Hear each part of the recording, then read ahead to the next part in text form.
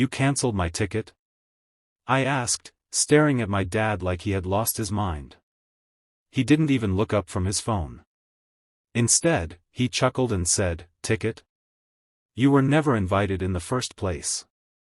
I stood frozen, trying to process what he had just said. My chest burned with anger. This wasn't a last-minute mistake, it was deliberate.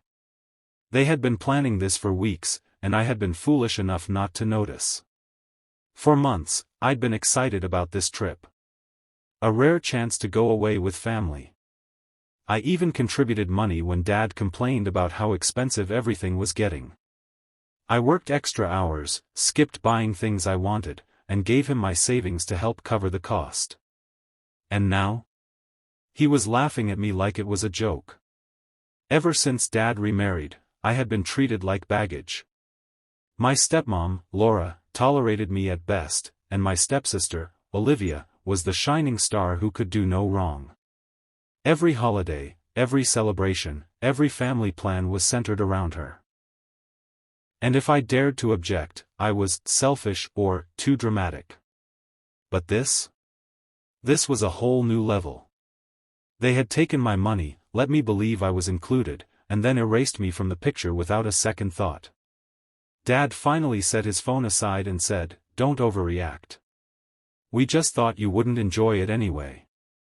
Besides, Olivia wanted this to be special for just the three of us." The three of them. Like I wasn't his child at all. I clenched my fists, but forced myself to stay calm. "Fine. Have a nice trip," I said flatly.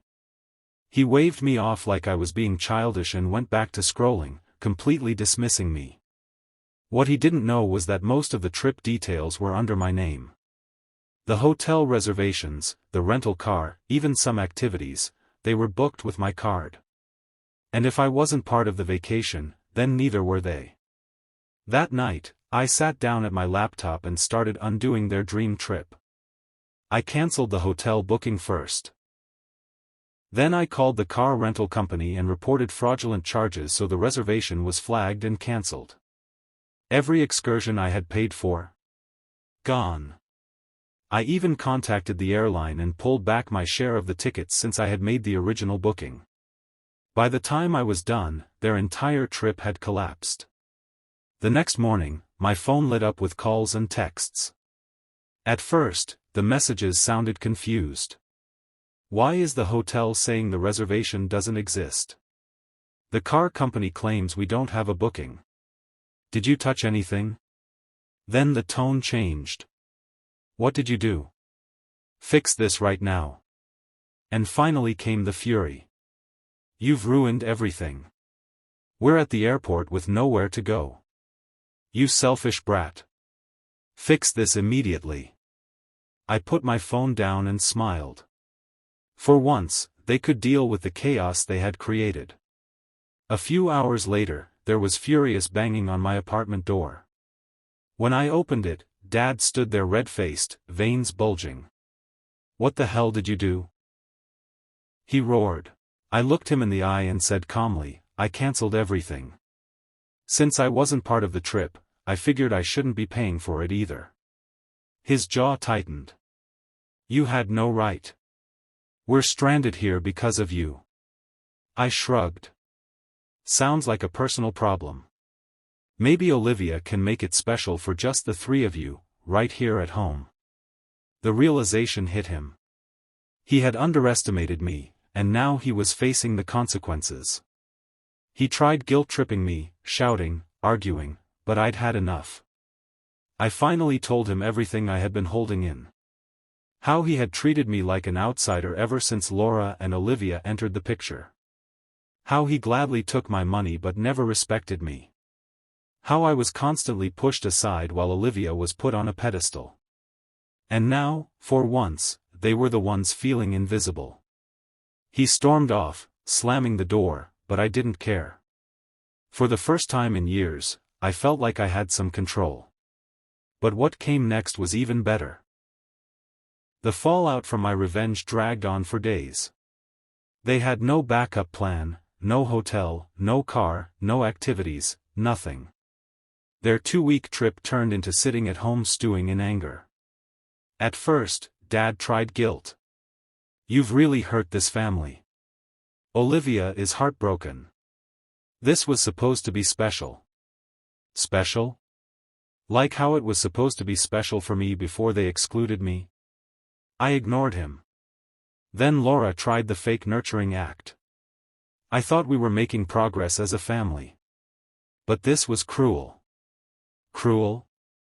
Taking my money and cutting me out wasn't cruel? Now that their plan was ruined, suddenly I was family. I left her on read.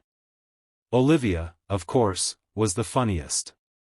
She sent me an angry voice note ranting about how I had ruined her vacation. I didn't even finish listening, I deleted it. Maybe for the first time in her life, she had to face disappointment. A few days later, Dad returned, this time looking more desperate than angry. "Look, I know you're upset," he said, trying to soften his tone. "But don't you think you went too far?"